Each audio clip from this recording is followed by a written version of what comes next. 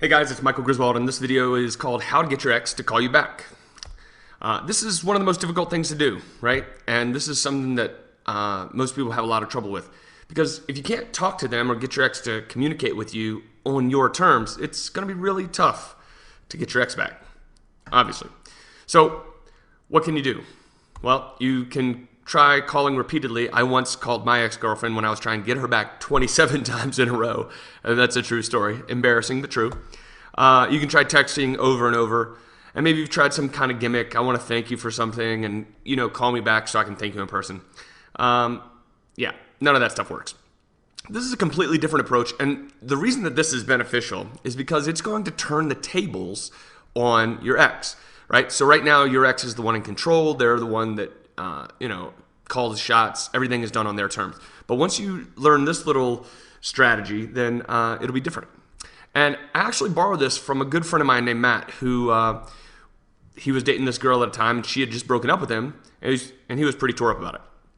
She was the first girl he ever really liked, and the thought of losing her was pretty devastating.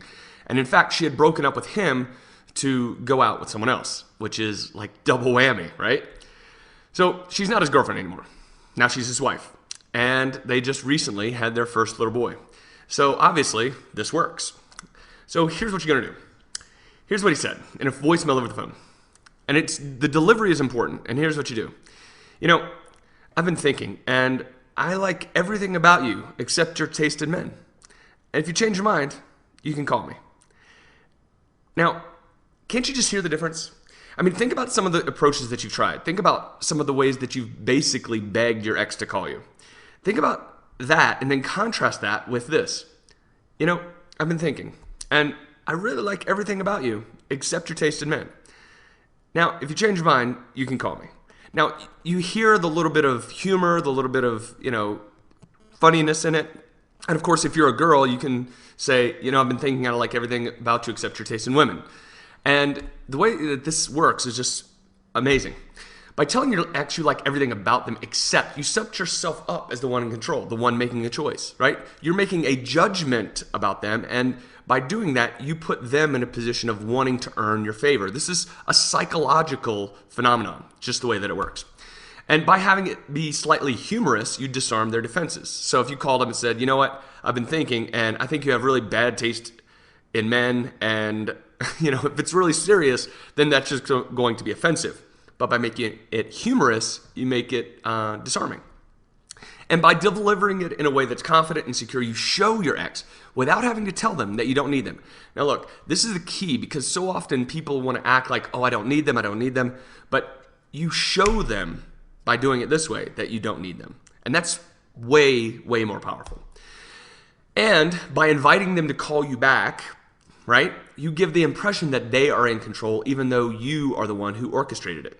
So, so often it's the difficulty in getting reconciliation is having somebody make the first move, because we're proud, right? And nobody wants to lose face. So everybody wants to hold their ground. By giving them the opportunity to call you back, you make it easy for them to do so. And you do it in a way that is very clear and very confident about your intentions. This is absolutely money. And everybody that I've used this with, everybody that has used this has seen great results, because it's so, unusual. Your ex doesn't expect you to say something like this, especially if you've been really begging them. Now, it is pure genius persuasion, because it works on a psychological level. Now, there are a couple conditions about this. One is you have to believe what you're going to say and not just think of it as a trick, right? And in doing that, you get the pleasure of delivering it well, right? The delivery is important, obviously.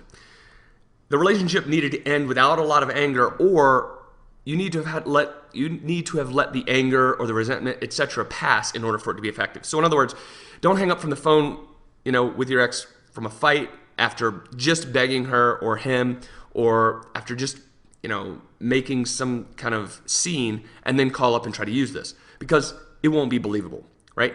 If your relationship ended poorly, then you have to give time for that to subside so that this can carry its full effectiveness. Now, I know that you can see the power of that, and I know that if you use it, you will get your ex to call you back, and you automatically turn the tides and become, even ever so subtly, the one in control. So to discover the other strategies and how to feel confident in, how to make your ex want only you, click on the link below to become a member of the M3 community. When you do, you'll be given access to all the strategies, approaches, and winning ways to make your ex crazy about you again. And if you end up getting married, you can feel free to name your firstborn after me. I'm Michael Griswold. Go ahead and click on the link below so that we can get started helping you to get your ex back and on the track that you want to be.